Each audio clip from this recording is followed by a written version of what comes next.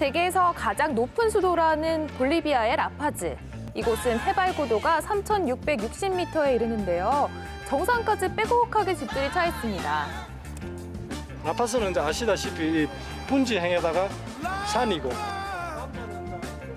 고도 때문에 숨쉬기도 힘든 라파즈. 그래도 이곳에 사는 한국 사람에게 많은 도움을 얻었습니다. 저는 이곳 볼리비아 라파스에서 1년 6개월 정도 코이카 봉사단원으로 활동하고 있습니다. 그러던 중에 이렇게 제 가족들이 살고 있는 창원에서 이렇게 남미 쪽에 여행하는 분들을 만나게 돼서 제가 이곳 볼리비아 라파스를 소개하게 됐습니다. 반가웠겠어요. 네, 이번엔 라파즈 시장을 함께 둘러봤는데요. 활기를 띠는 시장의 모습 중 사람들의 눈길을 사로잡은 음식이 있었습니다. 그다음에 당면도 팔고. 이건 그냥 두부 아닌가요? 네, 맞습니다. 볼리비아에도 한국 문화가 점차 알려지고 있고 두부를 좋아하는 사람도 많이 생겨서 이렇게 직접 만들어 판다고 하네요. 이번엔 라파즈의 메인 광장인 무리오 광장을 둘러봤는데요. 이 주변엔 대통령궁도 함께 있습니다. 그런데 아무리 찾아봐도 높은 담은 보이지 않고 몇 명의 근위병만이 입구를 지킬 뿐인데요. 국가 수반이 계시는 곳인데 울타리가 없네요. 울타리가. 근위주의가 전혀 안 느껴지네요. 아니 그냥 국민들 속에 있는 것 같아요. 어깨를 나란히 하고. 야, 일어나도 있구나. 정말 좋습니다. 감탄했습니다. 감탄했어요. 볼리비아를 떠나 페루로 가는 길. 남미에서 가장 큰 호수인 티티카카 호수를 건너가는데요. 가는 길에 갈대로 만든 인공섬 우로스 섬에 잠시 들렀습니다. Otai Miguel Cuy Malun Tata Okam Sapritu Ay ay ay Gilata Okam Sapritu Tino Kai Kui Kusi Kui Kusi Kui Kui 노래로 환영 인사를 건네는 우로족 사람들. 어업과 농업을 이어왔지만 최근엔 관광객들 때문에 삶이 조금 달라졌다고 합니다. 티티카카 호수가 페루에도 있고 우르스 볼리비아도 있고 두 군데 같이 있어요. 근데 우리가 온 곳은 우르스 섬이라고 페루에 있는 곳입니다. 이게 갈대숲을 지어가지고 집을 짓고 사는 곳인데 이곳이 세계 문화유산에 등재되어 있어서 그래 지금 그걸 관광하러 왔습니다. 푹신푹신한 갈대 위에 자리를 잡고 앉은 사람들. 원주민들은 지도를 들고 열심히 자신의 터전에 대해 설명하는데요. 이젠 관광객에게 갈대로 만든 수공예품을 파는 것이 주업이 됐습니다. 갈대 속에 잉카인들의 800년 역사가 깃든 우로스 섬. 그들의 삶은 갈대에서 태어나 갈대로 돌아간다고 해도 과언이 아닌데요. 나름대로의 환경에 적응해가면서 사는 모습들이 또 아주 특이하고 또 새로운 그런 모습이어가지고 또 아주 좀 신비롭다는 그런 생각이 듭니다. 갑자기 가방에서 뭔가를 꺼내는 이충만 씨. 무엇을 하려고 꺼내는 걸까요? 적든지 마음으로 새기든지 해서 종이배를 한번 접어보십시오. 하나도 좋고. 갑자기 종이배는 왜 접으시는 걸까요? 가족들을 생각하면서 그 가족들의 안녕을 빌고 나의 마음을 담아서 이 3,800m나 되는 고지 위에 세계에서 제일 큰 호수가 무슨 호수라 했습니까? 티티카카 호수라고 그랬잖아요. 거기에다가 우리의 마음을 한번 실어보려고요.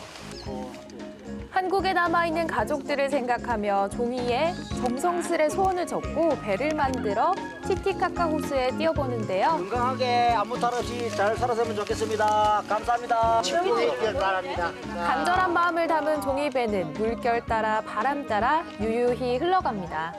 대전에 전기를 받아가지고 우리 일행들이 그 앞으로 고국에 돌아가면은 모든 일들이 잘 되리라 생각합니다. 마추픽추로 가기 전 들른 오얀따이 땀보. 마지막 여행지 마추픽추로 가는 길이 결코 만만치 않은데요. 쿠스코에서 차를 타고 이곳 오얀따이 땀보로, 거기서 다시 기차를 타고 마추픽추로 들어가야 합니다. 야, 먼 여정에 지칠 법도 한데 아직 쌩쌩하시네요. 이제 여행이 이제 마지막 거의 이제 종착점을 달려가고 있는데 여기서 기차 타고 1시간 반 들어가면은 마추픽추를 보고 1박 2일로 다시 내일 나오는 코스입니다. 마추픽추에 대한 설렘과 기대를 안고 달리는 기차. 창밖으로 보이는 신비로운 페루의 풍경 때문에 타임머신을 타고 잉카 시대로 빨려가는 듯한데요. 드디어 도착한 종착역 마추픽추. 여기서 다시 40분간 차를 타고 올라가야 합니다. 도저히 사람이 접근할 수 없을 것 같은 이런 깊은 협곡 속에 그 미스터리한 그런 엄청난 규모의 시설들이 있다는 걸 지금 아직 보지를 못했지 않습니까? 상상만 해도 가슴이 설렙니다. 구불구불한 산길을 달리는 미니버스. 얼마나 높이 올라왔는지 구름과 눈을 맞출 수 있는데요. 버스에서 보는 풍경도 장관이네요. 네, 드디어 도착한 마추픽추의 입구. 마지막 여행지기에 발엔 힘을 더 줍니다. 마추픽추의 모습을 보기 위해서는 웅장한 봉우리로 둘러싸인 가파른 길을 올라가야 하는데요. 가는 길이 쉽지가 않네요. 드디어 잃어버린 공중도시 마추픽추의 위용이 드러나는 순간입니다. 이야, 안데스 산맥에 건설된 잉카의 요새. 장구한 세월 동안 숨어있던 신비의 도시는 수수께끼를 간직한 채 그 모습을 드러냈는데요. 10,000명의 잉카인들이 살던 요새 도시 마추픽추는 1911년 한 미국인에 의해 발견됐고 발견 당시 폐허 도시였다고 합니다. 발견된 지 채 100년이 suyo, antisuyo, contisuyo, and collasuyo. 이렇게 네 지방을 이제 한께 묶어서 이제 따이완 수요라고 부르고 요 지방을 이제 예전에 잉카 제국이 다스렸던 지방들입니다. 무너지고 막 이렇게 부서지고 그런 건 없었어요, 그러면? 저기 보시면 지금 무너진 흔적 보이시죠? 지금 처음 발견했을 때 70% 이상은 그냥 그대로 놔뒀는 거, 30% 이상만 이제 관광과 그다음 이제 어느 정도의 복원만 거쳤다고 합니다. 이 마추픽추를 건설할 당시에 그 시절로 한번 돌아가서 생각해 보니까 정말 얼마나 거대한 역사였는지 다시 한번 생각해 보게끔 그렇게 합니다. 그리고 또 한 가지는 또 우리 민족의 우수성 같은 이런 것들도 또 생각이 나네요. 우리 동시대에 만들어졌던 우리 신라 시대의 어떤 유물들을 보면은 이거보다 훨씬 정교하고 아름다운 그런 유물들이 많지 않습니까? 정말 우리가 6.25를 만나고 그 외적들이 침입하고 함으로 인해서 우리가 말살된 우리의 문화가 너무나 아쉽습니다. 마추픽추 속으로 들어가 잉카 문명의 위대함을 가까이서 느껴보는데요. 그 당시 잉카인들의 건설 기술은 신기에 가까웠다고 합니다. 이 돌을 이제 암수와 이제 이 암수를 만들어서 연결을 시켜서 이렇게 건축물을 만들었다고 합니다. 작은 틈 하나 없이 서로 맞닿아 있는 벽돌에서 잉카인들의 뛰어난 기술을 엿볼 수 있었는데요. 야, 이게 진짜 말이 안 나올 정도로 견고하게 신기합니다. 이게 잘 지어진다면요. 여기에 동전이 들어가질 않아요. 이게. 네? 이게 보면. 응?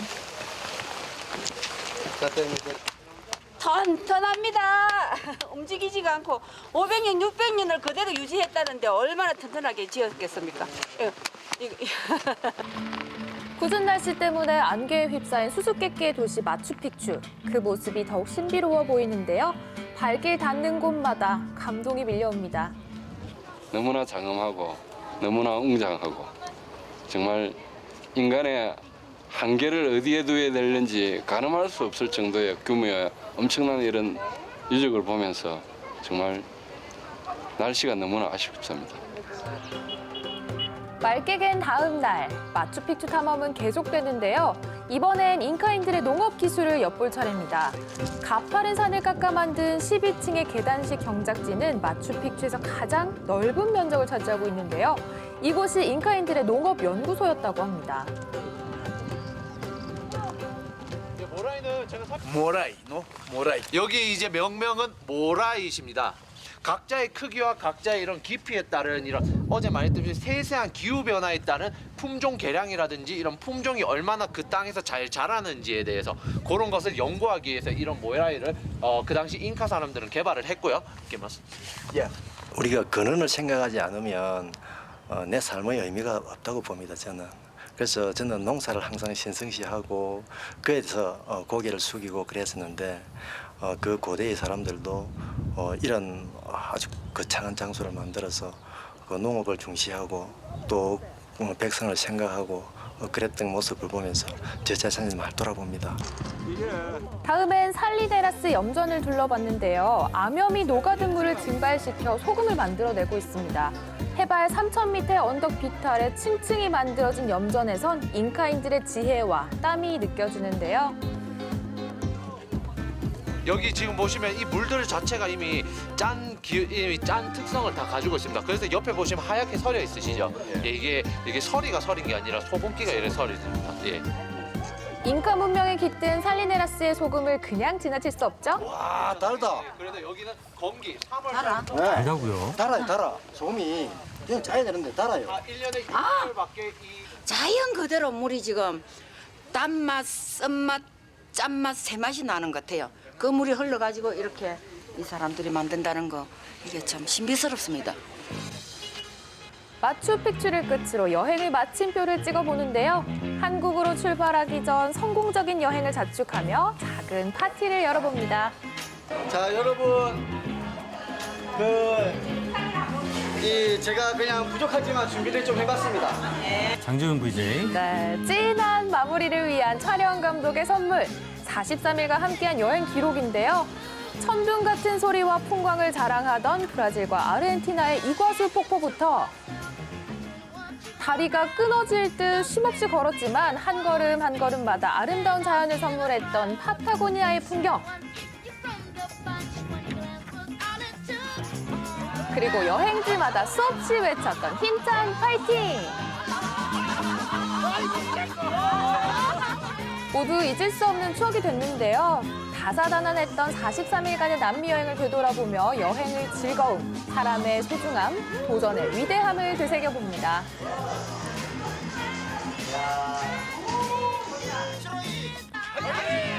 파타고니아 화이팅! 찌찌까까. 네. 화이팅!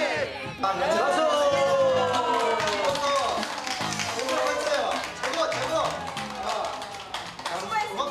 큰 꿈을 이루었기 때문에 예, 이제 아마 앞으로 살아가는데 내 생애까지는 활력이 불미될 겁니다.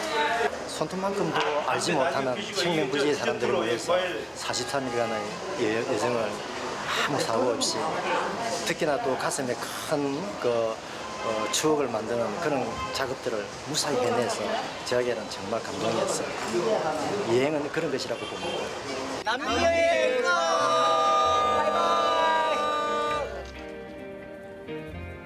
넓디 넓은 남미 대륙에 남기고 온 경남 사람들의 발자국. 남미의 추억은 오랫동안 가슴 깊이 남아있을 것 같은데요. 여행에 대한 그들의 열정과 용기 계속해서 응원하겠습니다.